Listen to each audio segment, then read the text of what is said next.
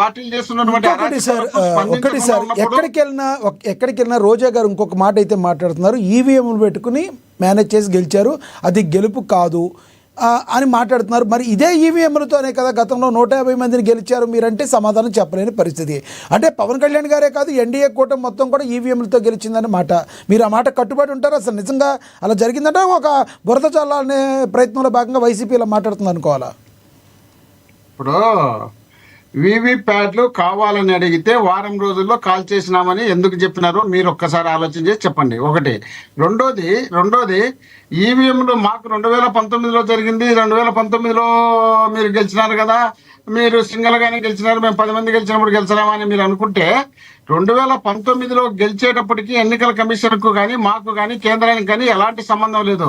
వీళ్ళకు 2024కు వచ్చేటప్పుడు ఎన్నికల కమిషన్ వీళ్ళ చేతిలో పెట్టుకొని వీళ్ళ గుప్పెట్లో పెట్టుకొని వీళ్ళు కావాల్సినట్టు అధికారులను మొత్తం మార్చుకుంటూ వచ్చే కార్యక్రమం ఎప్పుడు మొదలు పెట్టారో, డీజీపీ నుండి సిఎస్ వరకు ఎప్పుడు ట్రాన్స్ఫర్లు చేసుకుంటా కేవలం ప్రతిపక్షం ఒక లెటర్ రాసని డీజీపీలను, సిఎస్లను, ఎస్పీలను, కలెక్టర్లు మార్చినారంటే మీకున్నటువంటి ఇంట్రెస్ట్ ఏంది?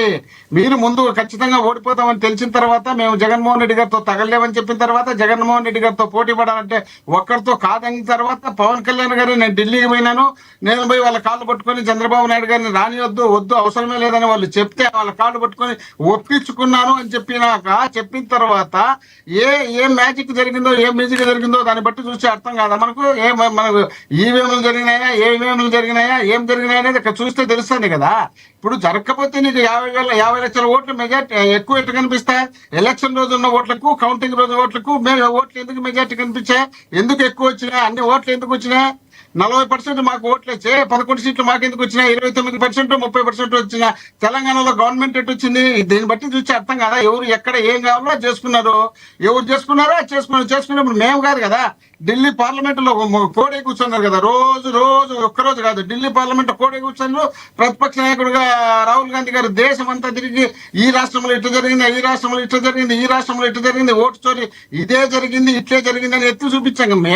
మేము చెప్పడం ఏంది? ఆఫ్టర్ ఆల్ ఒక రాష్ట్రంలో రాహుల్ గాంధీ గారు ఓటు చోరీ జరిగింది అనేది వేరేది. అంటే ఎవరైతే చనిపోయిన ఓట్లు ఎవరైతే ఉన్నాయో అవన్నీ బీజేపీ క్రాస్ చేసింది ఆయన మాట్లాడారు, కానీ ఈవీఎంలు చోరీ అని ఆయన ఎక్కడ మాట్లాడినట్టుగా ఈవీఎంలు జరిగినాయని కూడా బ్రహ్మాండంగా చెప్పినారు. వీవీప్యాట్లు చూపించమని అడిగినారు, వాళ్ళు చూపించమని తర్వాత పలకలేనప్పుడే వాళ్ళు అప్పుడే. సో మీరైతే ఒకటి చెప్తారా మోహన్ రెడ్డి గారు, ఇప్పటికీ కూడా బీజేపీ కనుసన్నల్లో ఎలక్షన్ కమిషన్ ఉంది అని మీరు బలంగా చెప్తారా? మీ పార్టీ స్టాండ్ కూడా అదేనా?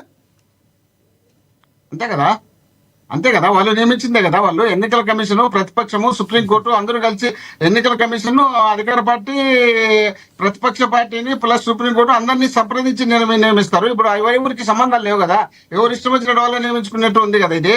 అందుకే కదా 80 ఎన్నికల కమిషనర్ పోయి అమిత్ షా గారి కాళ్ళకు ముక్కొని వస్తున్నాడు. ఇంకా దానికి ఎవరేం చెప్తారు, ఎవరేం మాట్లాడాలా? జగన్మోహన్ రెడ్డి గారు ఎందుకు వెళ్ళారంటారు మరి అమిత్ షా గారి దగ్గరికి? అది లోక కళ్యాణం కోసం, ఆంధ్రప్రదేశ్ అభివృద్ధి కోసం మాత్రమే వెళ్ళారా? భారతదేశానికి హోంశాఖ మంత్రి అమిత్ షా గారు.